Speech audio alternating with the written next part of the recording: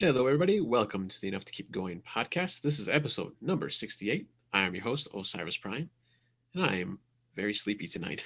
So this might go either way. We'll see. Tonight, I have with me our full panel again this week.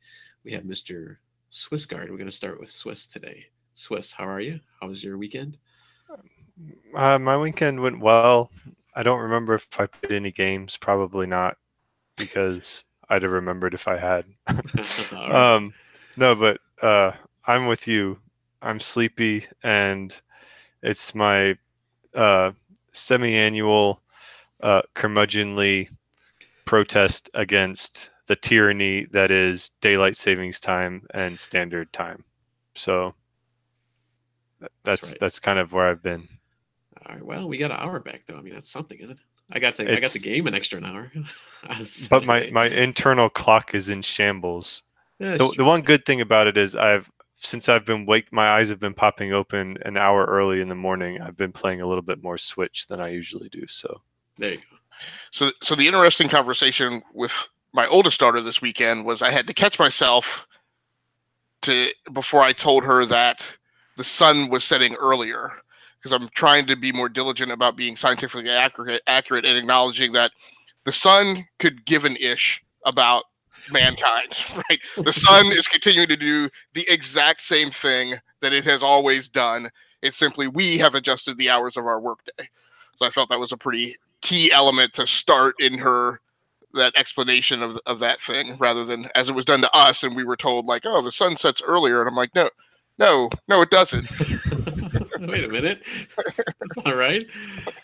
That, of course, is Mr. Gascley Stainless. How are you, Gascley? I'm good. I feel bad that all you guys are dragging feet. So Yeah. You'll be the excitement for today's podcast.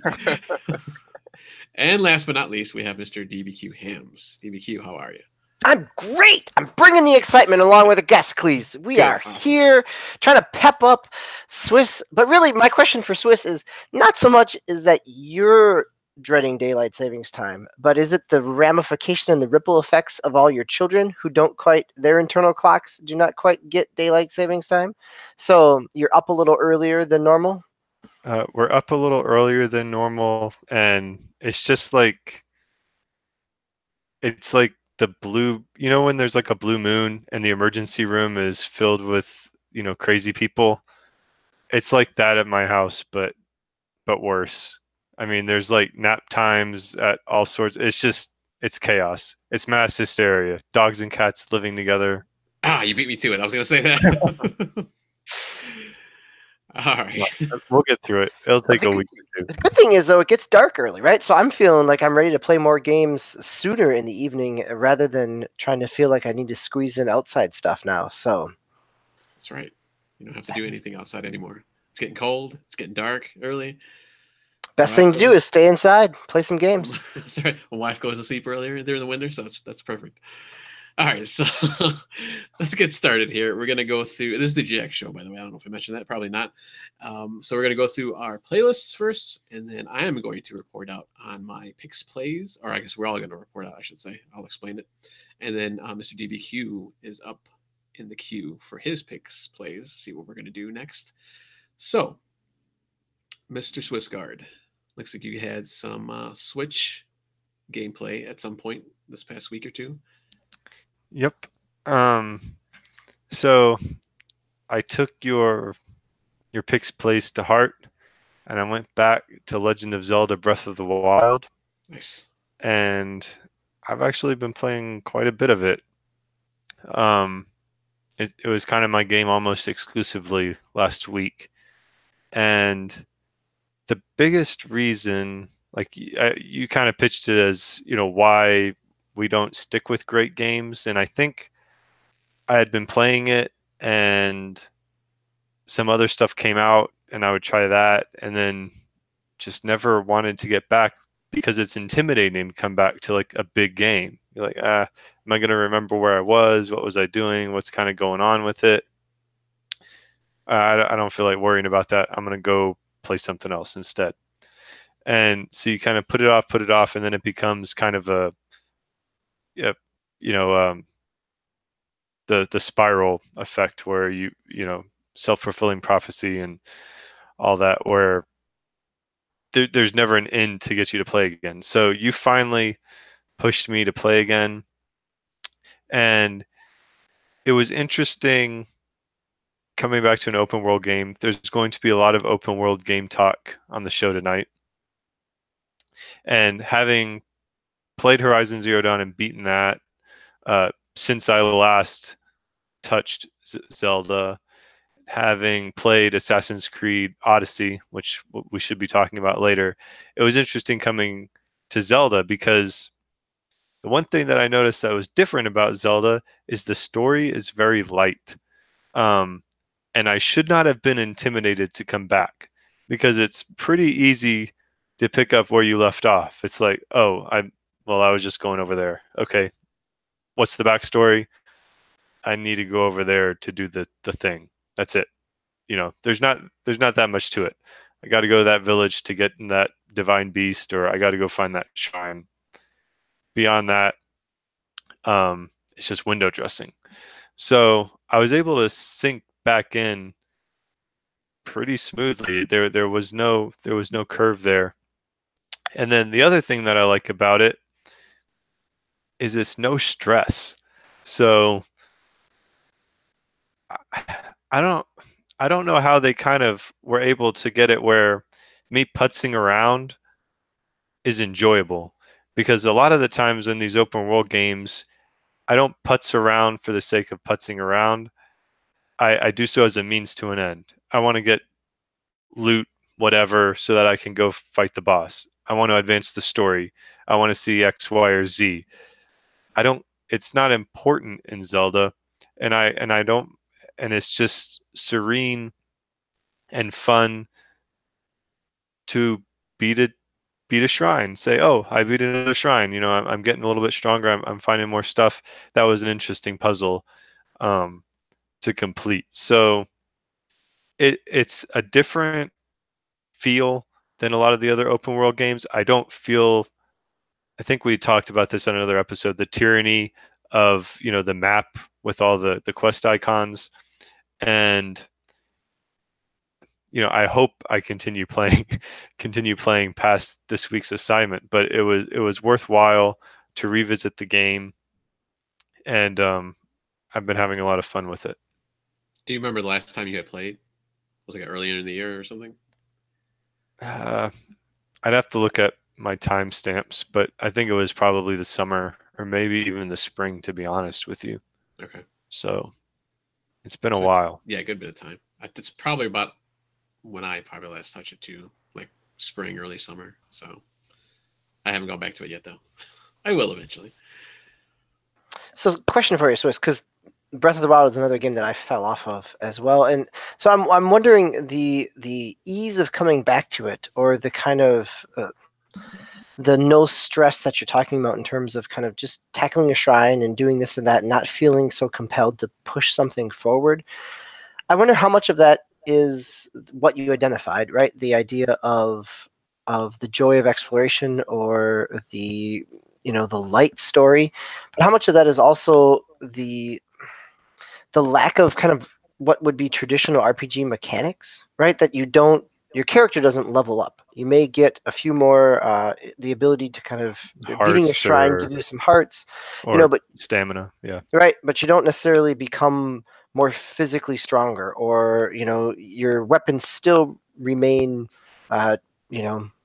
breakable all the way through. Objection. Right? Okay. I want to interject just a quick question. I want to ask. So the assignment, and I might be reading things into it, because DB, I admittedly, I've been picking up one of your trademark terms, and if you come at me for copyright, then I understand. I'll probably just plead guilty. This term bouncing off of a game, right? So I took the assignment as great games that we have bounced off of, and I differentiate it between that in my own head, between games that just, by the natural order of of Darwinism, just wind up like toggling into the backlog, versus ones that like literally like physically force me to put the controller down and walk away, because there are going to be a couple of those games that we're going to talk about tonight, versus like even for me, like Legend of Zelda wasn't something that I bounced off of. It was just something that kind of just naturally, due to the nature of the game's design and other games that are more pickup and playable, I think pick-upable and playable, something like that, just kind of wafted into the backlog. So are we making that differentiation, or Swiss, for you, does that distinction not exist? Sorry. I didn't think about it that way, because for me, like, bouncing off a game means, you know, I change tracks and I don't come back to it. If we go with your scenario, for example, with Monster Hunter World, where I did not like the limited exposure I had to the game, that's not me bouncing off a game. That's me rejecting a game. And so I didn't think about it that way. To answer DB's question, yeah, I mean, I've never felt like Zelda was a real like quote unquote RPG anyways. I've always felt it was more like an adventure game, action adventure with some RPG-ish elements. But as far as comparing it to RPGs or the Assassin's Creeds, the modern Assassin's Creeds, etc., I just think that the mechanics were built with the Switch in mind. They knew the Switch was coming. They knew what it was going to be. They knew what their goal was with the Switch, which is pick up and play in bite-sized chunks on the go. There's no extent. They didn't want to design the game around extensive play sessions. So I feel like that's a little bit of a double-edged sword. As far as coming back to a game, you know, it's convenient for that. Like, it's designed to have stuttered almost exposure. But I also think that it lends itself to being put aside for some new hotness. You know, there's not as much, like you said, loot, you know, to really like draw you in, or building up your character, getting new abilities, or anything like that. There's not that there as a hook. So that could be, you could maybe knock it slightly for that. But that'd be kind of my perspective on it. It was built to be a flagship title for this new concept of I mean, I don't want to say new concept of a console, but you guys know what I mean. New mainline kind of style for like Sony, Nintendo, and Microsoft. Okay, no, that's good to know. I mean, because I end up kind of sitting on the fence with Breath of the Wild, somewhere between Agastocles' statements around you know, bouncing off a game, and yours of just kind of it falling further back into the backlog. You know, for me, Breath of the Wild was part of that. Like, part of it was that there was other stuff to play. Part of it was that I didn't feel as drawn into it because of the lack of those mechanics, and that, I think, is a different discussion, and we'll end up having it in a couple different ways tonight. But I think your point, Agastocles, in terms of how we define that, will be interesting when we come back to the topic tonight, because it may impact how we have gone back to those experiences, or what's caused us to, you know, how big of a hurdle it was to come back into some of those games. Real quick, before we pivot off to some other systems and games, I did put in my my agenda. I got this new, I guess the company's called Jet Tech. I just kind of tried to search for some good protective cases, and yeah, by the way, my kickstand's been missing for like 4 months. But so it just kind of is a little bit rubbery, and it fits around the Joy-Cons, and it just provides hopefully a little bit more stability and protection, because this thing falls a lot, and it gets beat up around my house, and I want it to last. And so far I've been I've liked it. It was only like $12. The other thing that's cool about it is it kind of has these like bigger grips, so it's kind of nicer to hold. You can't play it in docked mode, but I think 99% of the time in my family we have it undocked, so it's actually been a little bit more comfortable for me to play. But I wanted to throw that out there for anybody that is pretty exclusively undocked. I think it feels like it would protect it, but it's also not like some obtrusive plastic monstrosity. So Just enough though that you can't dock it. That's okay. yeah. All right. So, and you had mentioned a little bit of the Swiss. So we were talking open world games, Zelda. We're going to go to another one. I'm going to have both DB and Gascles, because you both put this first on your list. Red Dead Redemption 2. Gentlemen, let's go with DB because he's first on the list. What are your thoughts? I was going to go with the Gascles because you started it before I did. So I just started it this past weekend. So I think I have replayed the introduction part maybe 3 times. Part of it is because of the fail states. Part of it is because of save, where it saves. So I definitely have had an opportunity to look at it technically within kind of the opening scenes, both in 4K and both on an original Xbox and an Xbox X. It is a beautiful game. And it really, even on 1080p, it looks pretty good, but getting up into 4K and HDR really is just a technically impressive game, right? Some of the snow, the way things fall, the way things are animated and the physics behind it, there is appropriately the amounts of money and years that were spent to create this really comes through in the technical wizardry that this game is. So as a piece of technology, it's an amazing feat. The motion capture, everything else, I've really been impressed with it as a piece of entertainment. As a game, I'm struggling. I'm struggling with it, and I think it's actually kind of a nice segue from Zelda Breath of the Wild into this. Is that one of the things that had me struggling with Zelda is kind of the lack of progression that happens. That you're pretty much just there to explore and live. There's some of that same thing here, at least in the early stages. Again, I'm only a couple hours in, and in a 60+ hour game, that's barely anything. A lot of places are talking about that it takes you 10 hours just to kind of peel through some of those, or at least 5 hours to peel through some of those layers.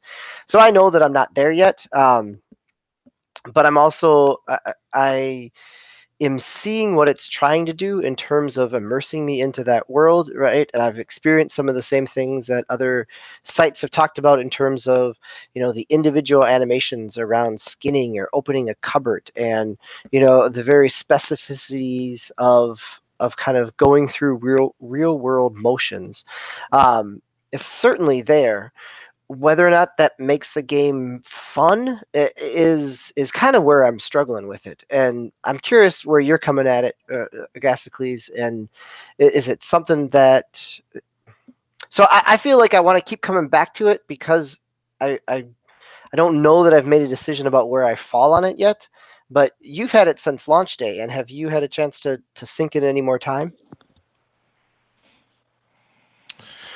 So have I had the opportunity to sink in more time? Yes. Or have you had the desire? Let's talk about that. So where have you bounced off of it then? Yeah, so here are a few of the issues. So it's about 16 hours to pitch over the bow wave, is what I've calculated from my own experience and from what I've heard other people talk about. And these are firsthand discussions. I didn't want to rely solely on like web accounts. But it's about 16 hours until you get to the point where you have sufficient equipment and freedom and access to sufficient mechanics to actually kind of make the game go. So, from my own perspective, that means you're kind of in this faux tutorial mode for 16 hours. That's 2 full damn working days, and that is too much for me. No.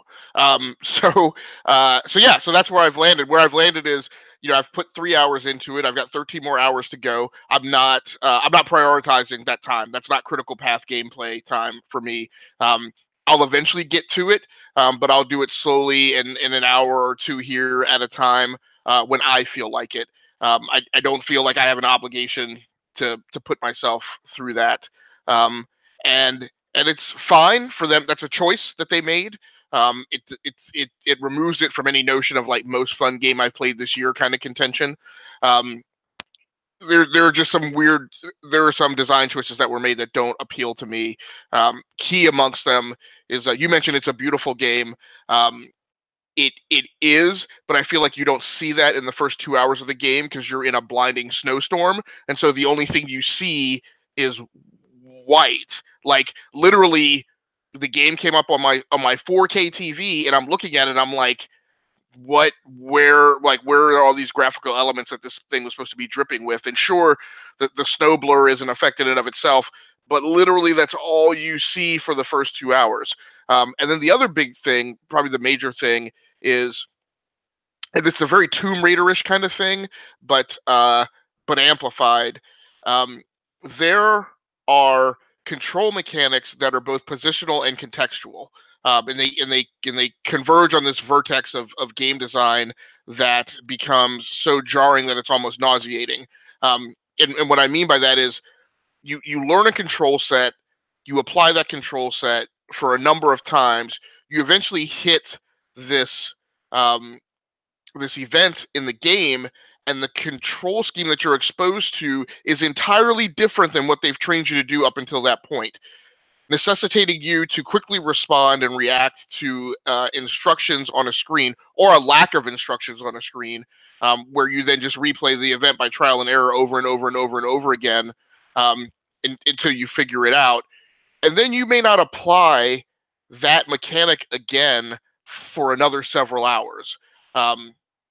And then the last thing I'll say is that it also has straight fire bow and arrows with no ballistic drop to them, which I think is just absolutely criminal in 2018. But the first two things, and even less so the graphical fidelity, you really do get to see this gorgeous game about when you hit about that 2.5 hour point and you break and the snow starts and the first snows melt and you're into the spring of this campaign. And then like the first train robbery, you're like, oh, wow, this game really is gorgeous. But in particular, the goofy mechanic and control scheme more than anything is what caused me to bounce, because that conveyed something to me that is more tightly woven into the DNA of the game and its design, that I'm like, I'm not doing this. And a specific example of what I'm talking about is the first train robbery. You've been taught how to fire the gun, for a couple hours up to this point. You get to a point where one of your compatriots is kind of taken hostage. He's put in a chokehold by a guy. The shooting mechanic they want you to use is for you to shoot from the hip, which kind of makes no sense if like the person's head is the only thing that you can get a shot at, and it's occluded by the body, which is like it's occluded by your compatriot's body, and like he's using them as a human shield.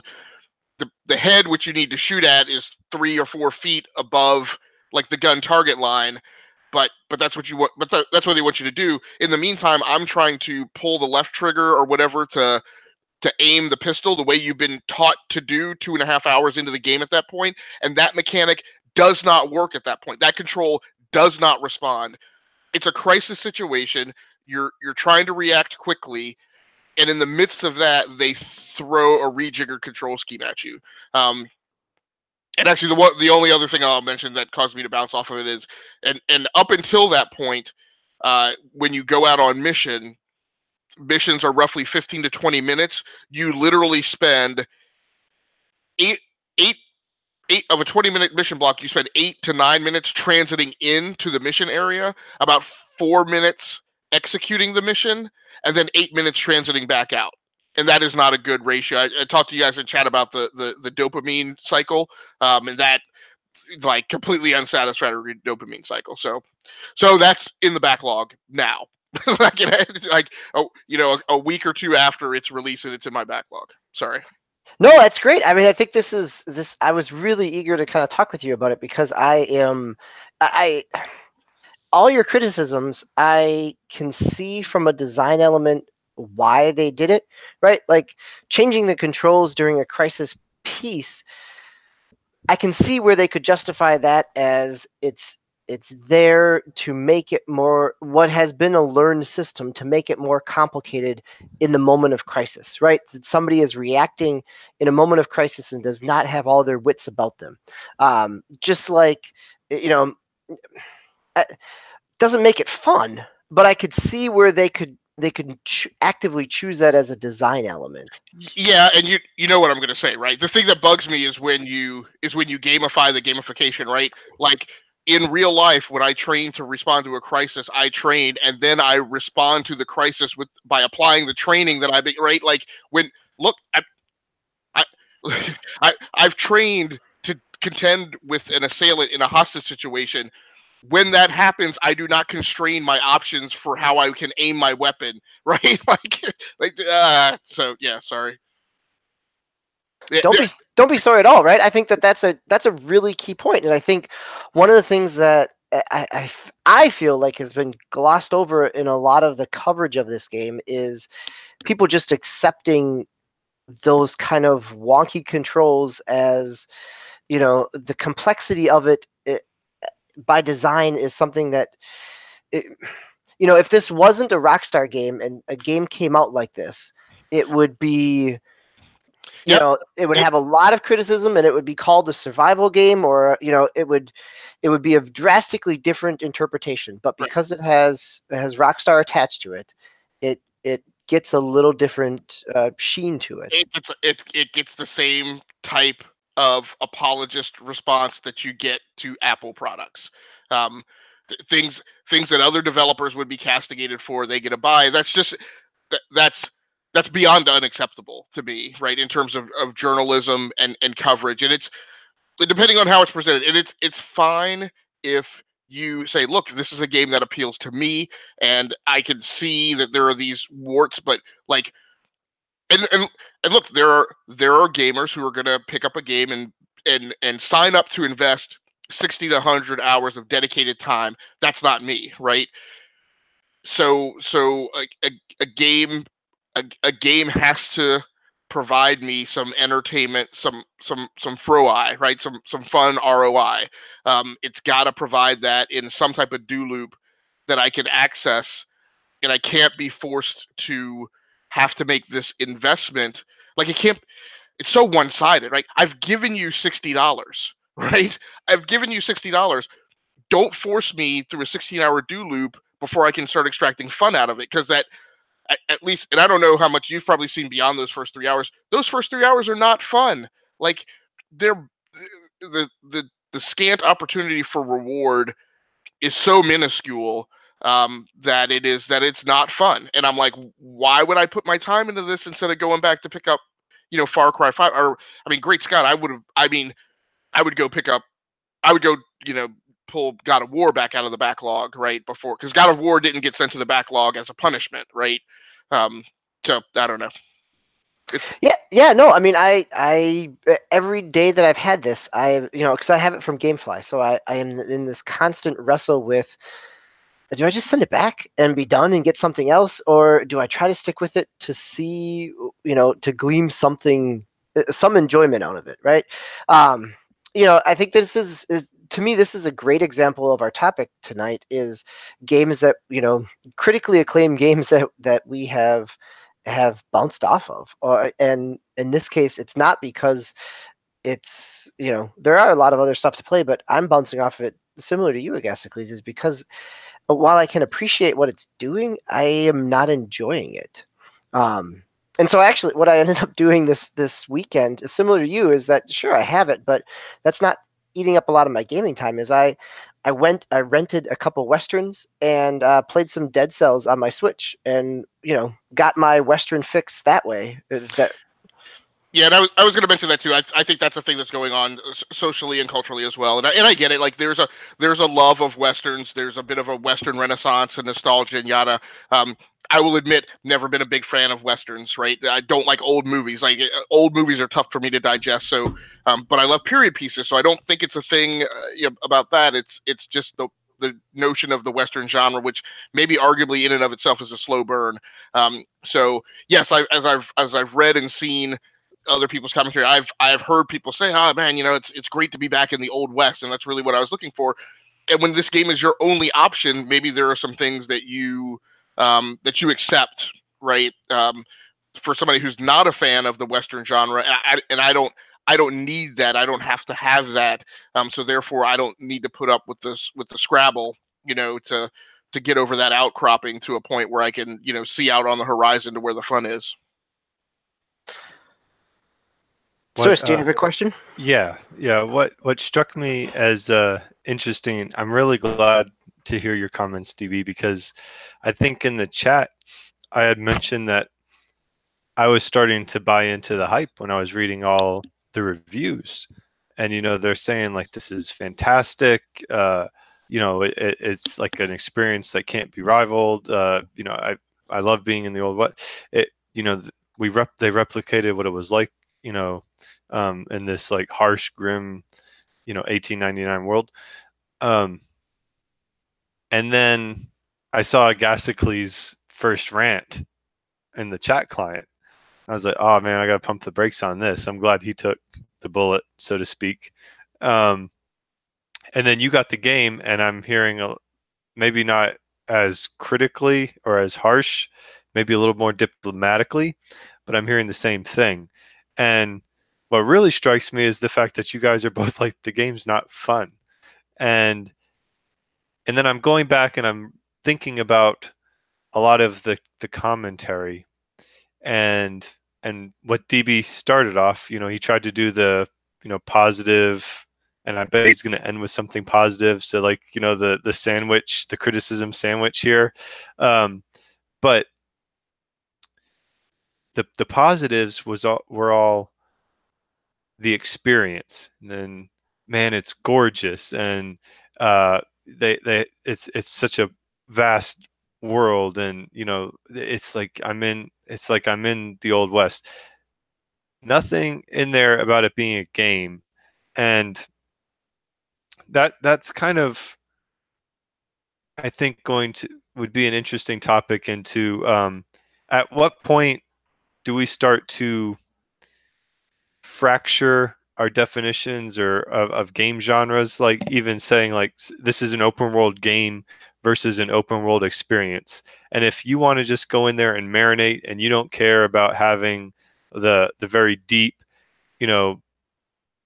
like sharp, like responsive gameplay mechanics, and you just want to let yourself fall into the narrative and fall into the mystique, well then, yeah, if it's a meticulously crafted world with excellent graphics and 4K, then it's easy to do that. But you're still having to use your imagination somewhat to overcome a lot of the interface problems. And for gamers that are actually seeking a game where you have a mechanical obstacle put in front of you, and your skill and dexterity and intelligence and strategy are what you use to overcome the obstacle, we should probably start to delineate between that. And right now, do we see that in the gaming media described, like a difference? The one thing I'm thinking of is like Detroit Become Human, but we knew that was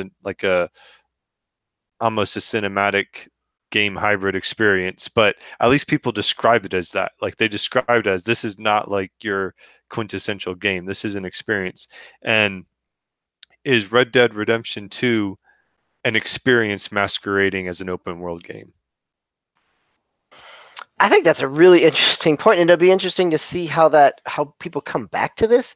The experience piece, I think, is true, and I think the hype around the reviews. I think where I'm coming from and where Gastiges is coming from is that we're not game reviewers that have been assigned this and have played only this game for the last week, right? We have outside jobs and lives and families. And so I could see where if this was your job assignment to play, yeah, you powered past that, just like Aglasticles said. You got to hour 16 and you fell in love with it. And by the time you get to hour 60, you've got lots of good things to talk about. But for an for a gamer who's also involved with the rest of life or has a family or other responsibilities, it makes the experience of that a challenging thing to be drawn in with. Or even just other games to play. Right? Like, and again, this is why, I mean, I'll say stylistically, like, I have a friend at work, and this is what he does. He buys a game, and he's on that game. He and I just had a conversation today where I asked him, I was like, so what are you doing about Battlefield 5, right? Because I know that Battlefield 5 has been on his radar, and I know that he's going to want to flip when that comes out. And I said, so we're saying that you have like 3 weeks, right, to get whatever you can out of Red Dead. And he's like, yeah, and he kind of struggled with the thing. But so for that type of gamer, Red Dead suits, right? Those people aren't bothered by being inextricably mired in the quicksand of a given game, right? These are these people, these gamers are probably very close genetically to your, Demon Souls or Souls players, right? Who can afford to invest in something, and wherever that bow wave tip over point, whenever they get to it, that's fine. Like I said, that's just not me, which Swiss is why you're hearing, the negative criticism that is overtly negative without the criticism sandwich of positives and negatives.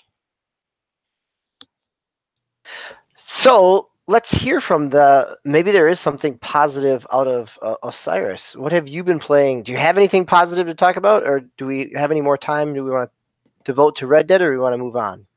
No, I think we've beaten that horse to death. Oh, so to speak. And hey. Hold on, wait! I have my animation to skin it. Give me another 2 minutes. Okay. No, so let's go past Red Dead. I think we've talked about that, for tonight as much as we could. Let's go to a smaller game. I like to call it Assassin's Creed Odyssey. So I have, and I believe DBU and Swiss. I don't know, Swiss, how much you've actually played of it. Have been playing Assassin's Creed Odyssey on Google Chrome. Go through a stream. So this originally came out on consoles and PC beginning of October, I believe. I think October 5th, if I remember correctly. I was just looking. So this came out like 3 weeks ago, I think, on the stream, 2 weeks ago or so. And I've been loving this game. I haven't played one since I think 2, Assassin's Creed 2, which I believe was the Ezio beginning of his trilogy. I almost got to the end. I think I'm like 3/4 of the way of that one. So it's been a while.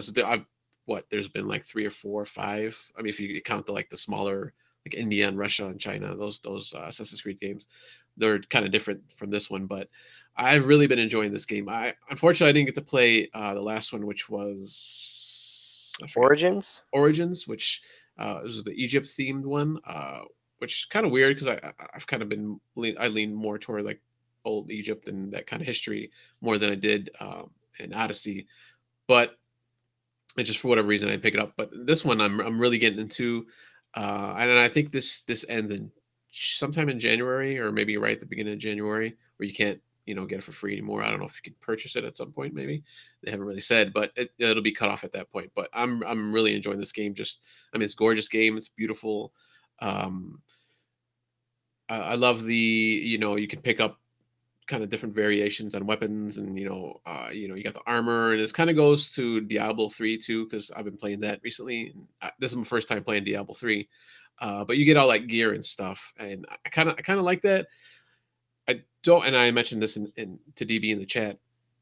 I'm not so much into the the stats of each little piece of armor. Like I'll start to look at that stuff like the beginning, and then I just kind of like, all right, this is getting way too much. I gotta remember what my my gauntlets are. Is it matching my helmet? Is it matching my gloves? Is it matching all this? So at first, I am kind of paying attention to that now, but eventually I'll just be like, all right, I'm just going to put in whatever I want, and if it has like the larger number, I'll do that. I think for the most part, you can probably pretty much play like that as long as it's kind of on a lower setting. But I'm doing that now. I did have problems with the first mercenary, I believe is what it's called, or bounty. I forgot what it's called. So guys come after you, after you do certain missions, and he was really tough. I finally got up to his level, which is level 5. I was like, all right, I should be able to take him on pretty good.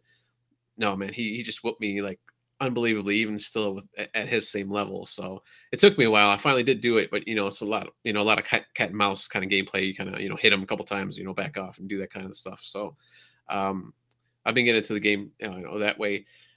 Been doing a little bit of the missions, the main story missions, but as usual, like in Skyrim and all these other games, I branch off into all the little side missions you can do. So having fun with that. But I think just technically, this is like an amazing thing. Like I got my connection's like 30 down, I believe, and maybe 10 up at the most, 8 to 10 upload speed.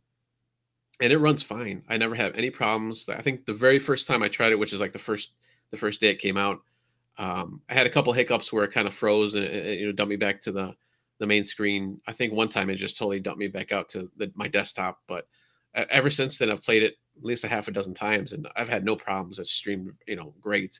It looks beautiful. I mean, I don't have like 4K screen or anything, but I mean, on my monitor, it looks great. So I don't know like what the experiences have been for you and Swiss. So DB, I don't know if you're gonna gush over it like I have, but I've been liking it. Yeah, no, it's been great to have this as a contrast to Red Dead Redemption, right? This is, for me, it's a drastically different way to play an open world game, where we just got done talking about Red Dead kind of forcing you into the experience of it. Odyssey is a game, and it is proud to be a game, right? Like you have that setting in the beginning where you could have guided, where you've got to have all kinds of HUD pop-ups and things, or you could do exploration. And the exploration piece is the first time it's done that, where in Origins you get lots of pop-ups and map icons, but the exploration piece is really kind of an interesting avenue there, where you don't get anything on the map, and there's actually in the dialogue pieces, there's ways to find out where something's located, right? Like even in the very beginning, right? It's south of the statue, so you've got to kind of figure that out within the world context. So have you played? Yeah, you've played exploration then, or no? No, nope. Okay, I was about to say, because I'm sorry. Can I interject on that? Please do. Yeah. So I've been playing it not as much as I've been playing other things because my internet stinks right now at home, but my internet at work is very good. So I've been playing it in like 30-minute increments on my lunch break. And, sure, lunch break. lunch break at 2:00 in the afternoon. But needless to say, anyway. That's right. I tried to play at work too, but they blocked it, so I couldn't play. Oh, really? Yeah, kind of stinks. Yeah, but wow, that was fast that they blocked that. The exploration mode, when you first start the game, it tells you exploration mode is the way it's meant to be played, and I made a note of that. So I was excited about it. That was one of the things that I wasn't terribly enthused. I wasn't hyped for the game in the lead up. The setting intrigues me, but I'm not a huge Assassin's Creed guy, so they're trying to go more RPG. Then they had this, and I'm like, oh, well, that's the different take. So I was very excited to be able to like try that out. And to be honest with you, I still feel like there's like a ton of guidance in the game. Yeah, it says it's under the statue, and I had to put my own little marker there, but there's still markers for undiscovered regions on the map. There's still markers for synchronization points where you climb up to the top of the statue and synchronize. I know where I got to go for those. There's still markers for side quests on the map. There's still a marker for when I if I set the quest as active on my normal HUD, like, and you still have your classic little compassy thing on the front when you as you rotate around, you see what's in front of you. So is that a disappointment to you because you were hoping for a really clean UI and exploration, or is it's not a disappointment to me because to me it just feels like a normal open world game. It didn't feel anything more than what I was used to, but the way they pitched it, it sounded like, ooh, this is going to be a new experience. I'm actually going to have to keep track of things, or even at least discover them on my own before I'm presented with information. I still have destinations all over my map that I can choose to go to and everything. So I think that was a little bit of marketing speak, and I was a little disappointed in it, not because the gameplay is bad, because I know I'm playing a game and I want to play a game, but because there's a part of me that was hoping for a little bit more Zelda-esque free time. I'm still finding myself in the map more than I do in Zelda. So did you, just out of curiosity, did you want that? Because I guess as I'm thinking about it, like I guess what that winds up looking like is you like having like a notebook next to you and like scribbling down notes of like where hook points are or something. It helps my ego because I feel like I am using my wits and intelligence to defeat the game. Yeah, So, yeah, little Indiana Joneses, right? You have like your, right. Dr. Henry Jones's like Holy Grail notebook next to you. And I wouldn't mind if I discover it in the game, if it logs it for me. Okay, like I get that, Yeah. but give me a little bit of a chance to have to find something, and I don't view that as an impediment, because I view that as a gameplay obstacle. Yep. So I wouldn't have viewed it as, like when we're talking about Red Dead, as just poor implementation and it's an experience. I'd view that as a challenge. So I don't remember right now off the top of my head, but after you chose either exploration or guided, was there like a level that you could choose also? Like a rookie, like normal, medium, and hard, or something like that. I can't remember. I think so. There was, right? Okay, I probably just chose whatever the equivalent of normal was. Yeah, I'm not sure if that happens before or afterward, but there's a 4 difficulty scale. I'm just wondering, like in exploration, if you do crank it up, to hard or extra hard, if it would like totally wipe all that out. I don't know. I was just wondering.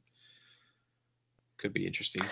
From what I've read, it's only the difficulty level is about your combat more than it is. It's not necessarily that dynamic difficulty that Shadow the Tomb Raider had, where you could make the puzzles harder or the exploration harder, but the combat easier. Right.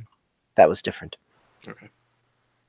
But otherwise, I mean, I'm from falling asleep playing Red Dead to jumping in and having fun with kind of the first time I head off on the countryside as the character. I'm trying to remember her name, right? Alexandria or Alexios. Alexios. There we go.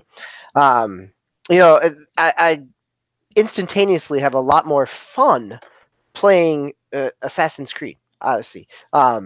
It's not drastically different than Origins in terms of the combat. It's very similar to that. There are some bits and pieces that are different, but it's very similar. But to me, it felt very comfortable. It was coming back. It was a comfort, because I had spent a lot of time with Origins and really loved Origins last year, that this game not only runs really good on Chrome, but I also have played it now on Xbox One X, and it is beautiful and in 4K as well. So nice.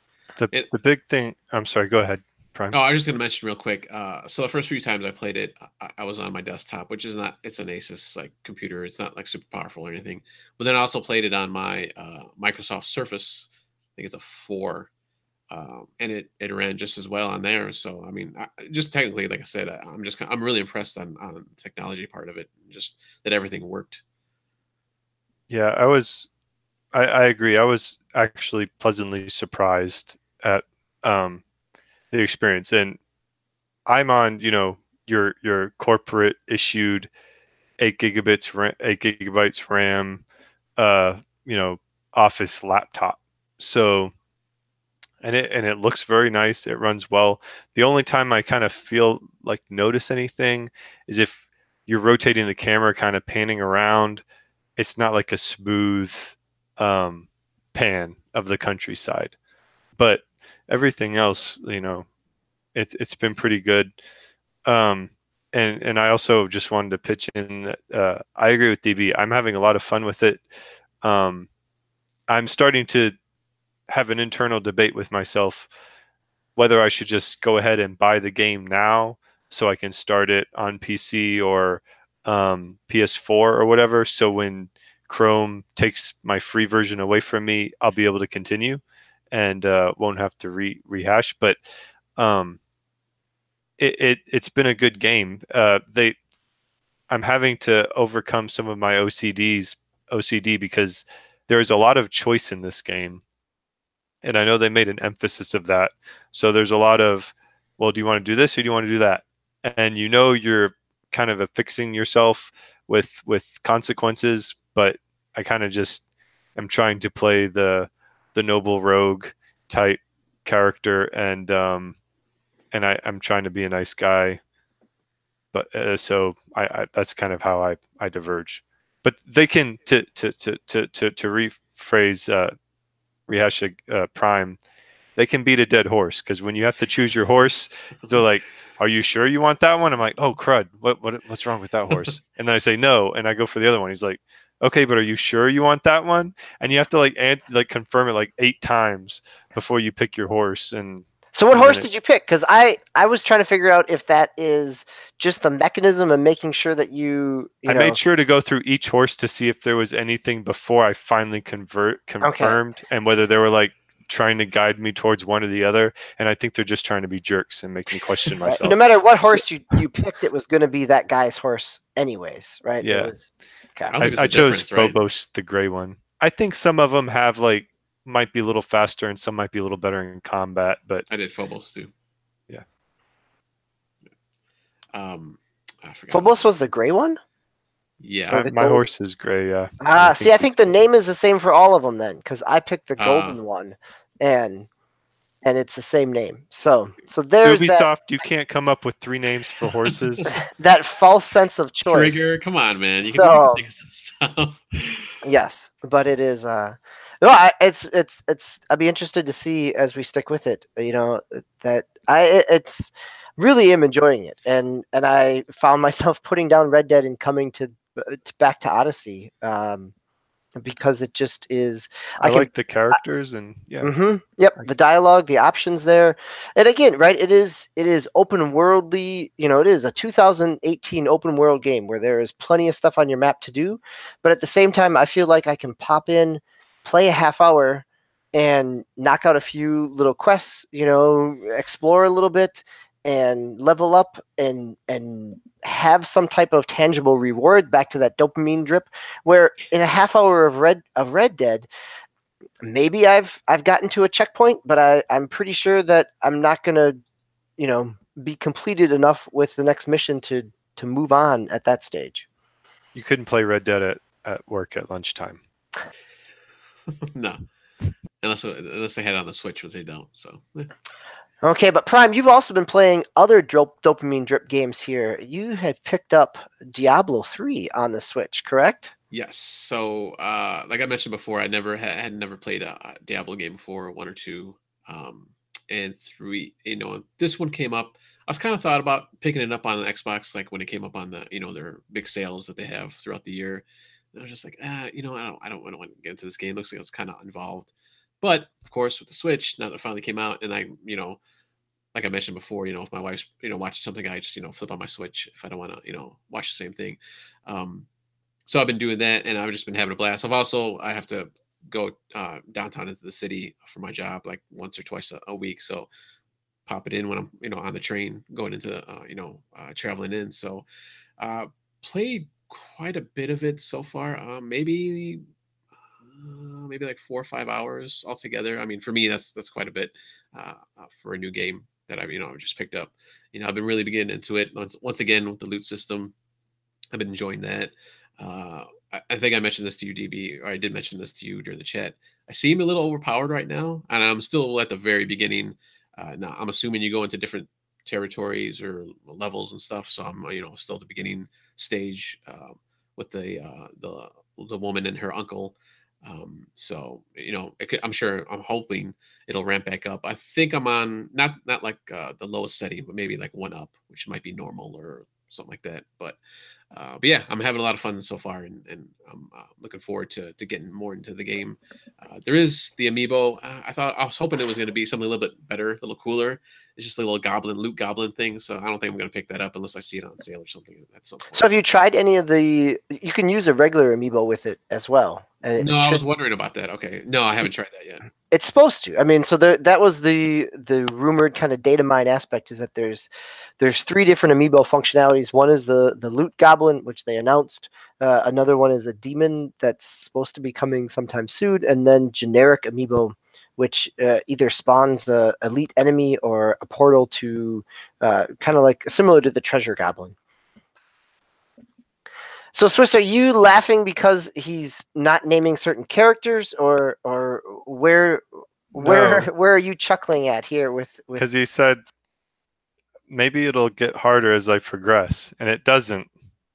I played with my sister-in-law and my brother-in-law like 3 years ago or so on the PC, and like we were getting there, and like we never died, like ever, and we had to crank it up like however many levels before we even had a challenge, and we still flew through the final mission. So and it was after that I realized this game is not designed to be like, oh, I just beat the game, I completed the campaign. It's not like that. It's you grind and loot, and you keep cranking up the difficulty, and you grind and loot some more, and that wasn't satisfying for me. But I experienced the same thing where it was like, wait, we set this game to hard. Why are we cutting through this like a hot knife through butter? Like what are we doing wrong here? So crank it up, Prime. Prime is talking, but I do not hear any audio. Does anybody else? Okay. So, Prime, are you still with us? Agasicles, can you hear me? Okay. You're good, DB. Okay. So, yeah, I can hear all DB's you the new guys host. except for. Okay, so Prime has not only has he not cranked up the difficulty, he has not cranked up his audio as settings as well. So we'll give him a chance to adjust those settings both in Diablo and in the podcast tonight. Gentlemen, we are coming closer to our hour mark here, but we still got more games to talk about. So I'm gonna kick it back to you, Agasicles. Is there anything else you've been playing that, since you've bounced off of Red Dead, what have you been playing then that you might have found more enjoyment out of over the past week? So I'll just run through these very quickly so we can go ahead and move to wrap up and talk about next picks plays. I just my salve in between sessions of Red Dead Redemption was Forza Motorsport 6, so I went back to that, a game that is in my backlog that I need to spelunk a little bit more at some point. Picked up Destiny 2 because I was going to get into some multiplayer fire team stuff with a new Facebook group that I have recently joined. And then I played Far Cry 5 for my homework, which I really enjoyed, and I'm actually going to be jumping on to live stream that once we get off. Just a great example of like a thing that has elements that I enjoy more so than some of the other content that we've talked about tonight. But it's tough, but it's also tough, right? There's a lot of instances where you have to replay a thing, and one of the things I mentioned, like I said, I recorded some gameplay this weekend, not live, but offline, pre-recorded, and what I remember about the game that I really like is, as you approach each of these like campsites or whatever, it's tactically taking stock of what like how many people there are, where they're positioned, are there any vehicles, what are the different approach points, what makes for the best cover. I definitely screw that up, so there are definitely some engagements that I do that are not good, but then it's always very heartening when you do kind of crack the nut on one of them and pull off something pretty suave. So are you finding that I remember talking about Far Cry 5 back in the spring because you picked it up right at release. Yep. Coming back to it now, are you finding it that there's something more there, right? Are you enjoying it to the point where it's going to come back into rotation a little bit more? Or is it just a matter of this is an assignment and this is one that I knew was on my backlog? No, it's really enjoyable, and there's a lot of things going on now, right? I'm going into like the last month of my season of my live stream channel and YouTube channel, and I'm juggling things about how to approach different content for the coming year. This is Far Cry 5 is a game that I enjoy that I just for various reasons didn't get back to, none of which had anything to do with like the game itself. So if it manages to pop up in my rotation, great. Yeah, there's no good reason to bounce off of Far Cry 5. It's a thoroughly enjoyable game, and I haven't played Odyssey yet, but if I just follow the lineage and the descendancy from all of Ubisoft's open world games, right, from Origins to this to Odyssey, this is squarely kind of does the things that Ubisoft has nailed and is doing well in terms of open world games. There's a ton of stuff to do. The bad side of it is you can get easily distracted by like 19 different side missions that are in between you and whatever objective you're actually going after. So that's a thing to manage. A little bit stingy with upgrades and money. Probably maybe a little bit skewed more towards encouraging microtransactions than I would want. Again, they don't put it in your face. It's just as you look at your earning rates, right? Like cash comes in pretty slowly, at least at this point in the game that I'm at. Maybe that picks up later, but again, also don't have to have it. Like I have a pistol with a camouflage skin put on it, so it's fine. Cool. Yeah, the open world aspect of Ubisoft was my return game as well. So last year at Game of the Year time, the game that I said I would still be playing in 2018 was Assassin's Creed Origins. That has not necessarily been the case, so I was glad for this assignment because I went back to it, actually fired it up on the 4K TV as well to see. It is pretty in HDR, but it is just a fun world to be back into. I had forgotten, this goes back to Swiss's point about all the stuff that pops up on a map. I'd forgotten that I had the season pass, which meant that I also had not only the DLC, but that I had extra credits, Helix credits to buy stuff with, and I had purchased the unlock all the map icons one. So when I fired it back up after 10 months of not playing it, it was a kind of overload in my map in terms of what to come back to.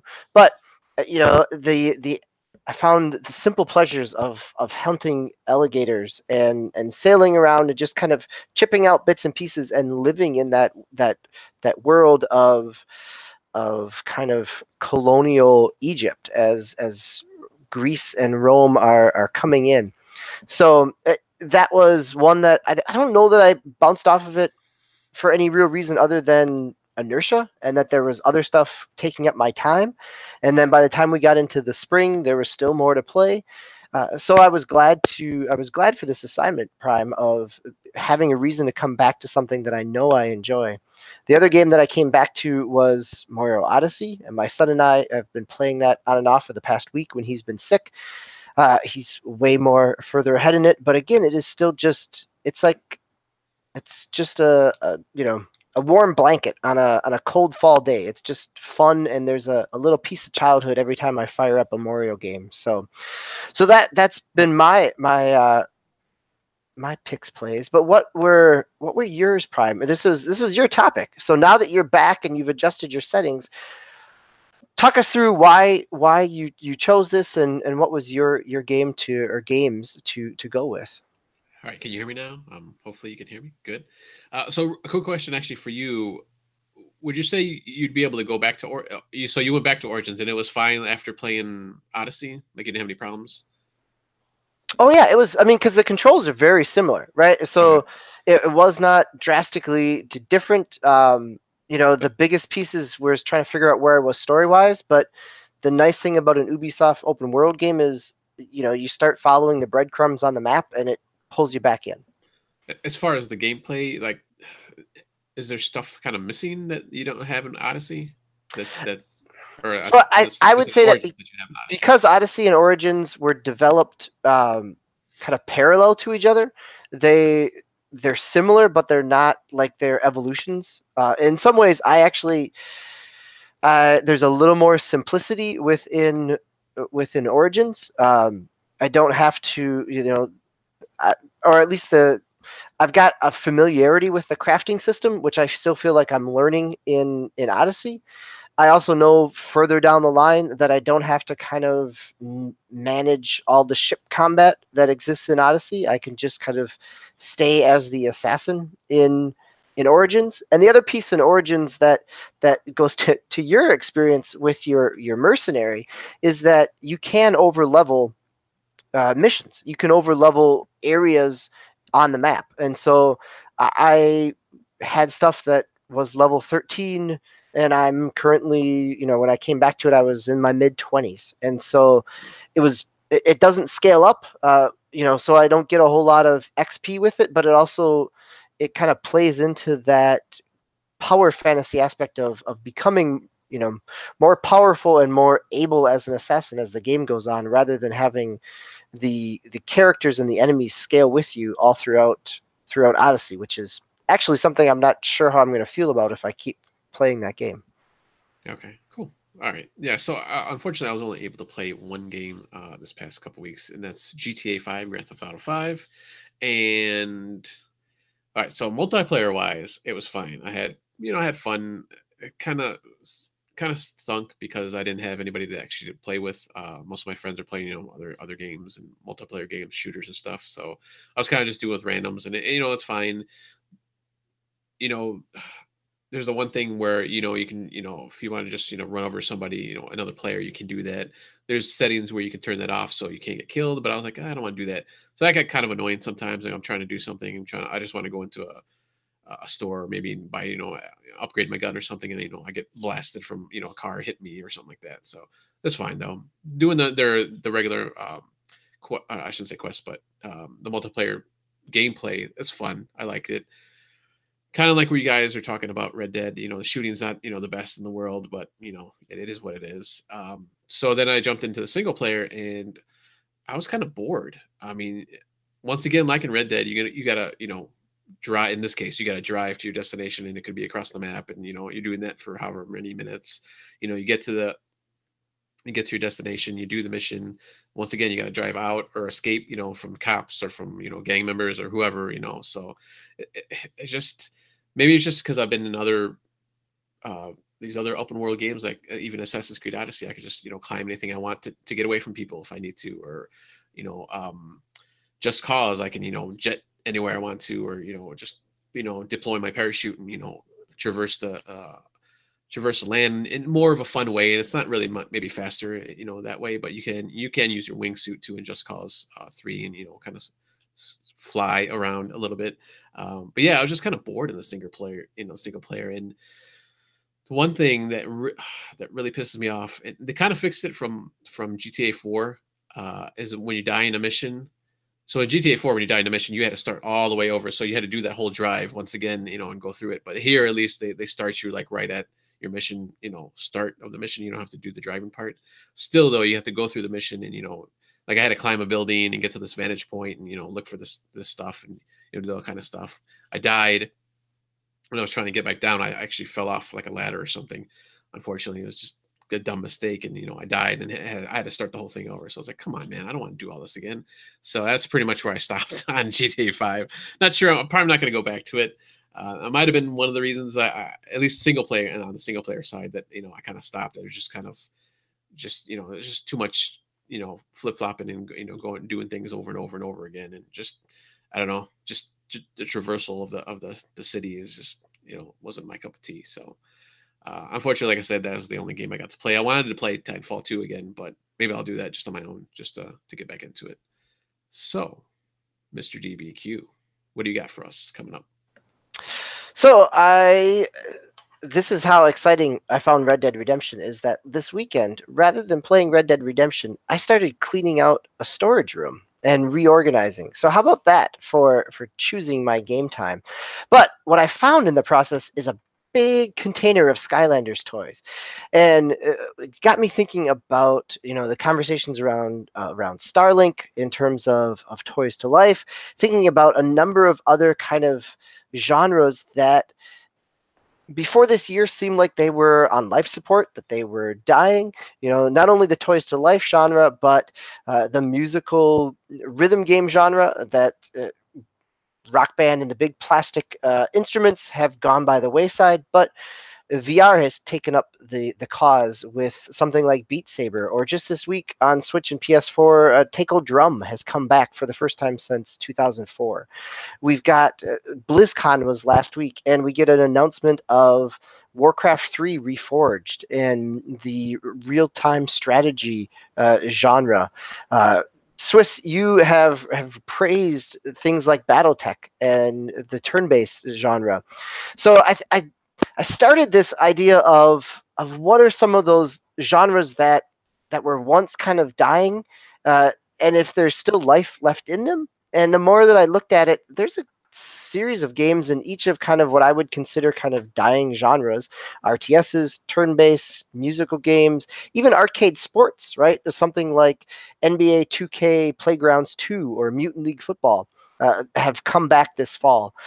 So genres that at once seemed on life support are getting some new entries. And I'm curious, gentlemen, on where you fall, right? I think we all have some personal preferences on what we would consider some of those life support genres. But what has, I guess my question for you is, have there been games recently that have pulled you back into those genres? Or if not, I'd ask you to go back and play some games that feel like highlights of those genres to see if there is some life there yet still for us as gamers. So the assignment is looking at formerly dead or dying genres and thinking about a new game in that genre, and if it matches up and breathes new life into it, or if we're just hoping that new life is going to be breathed in. What are some of those games that have been highlights in the past? Sound okay? Questions? Oh, sounds good to me. Yep. I'll definitely be jumping into Mutant Football League, which is the new iteration. I think it's some of the guys too from Mutant League Football. So I know the announcer is the NBA Jam announcer. oh, okay. I thought he sounded familiar. All right. All right, gentlemen. If that is all, if there's no other questions or comment, anybody have any other comments on anything? No. All right. So catch us next week again for our deep dive episode where we'll jump into some news for the past week or two, and then maybe jump into a news article a little bit deeper, or just kind of come up with a theme topic of ourselves. So for Mr. Agascles, Mr. Swissguard, and DBQ Hams, we will see you next time.